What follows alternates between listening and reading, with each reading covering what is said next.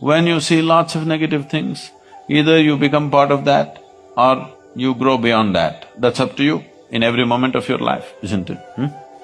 This is why lotus is always used as a symbol in yoga, because lotus grows best in filth. Some people develop allergy to filth.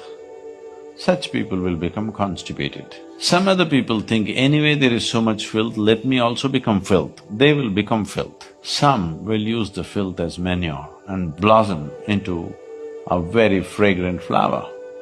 This is the three choices we have with every aspect of our life.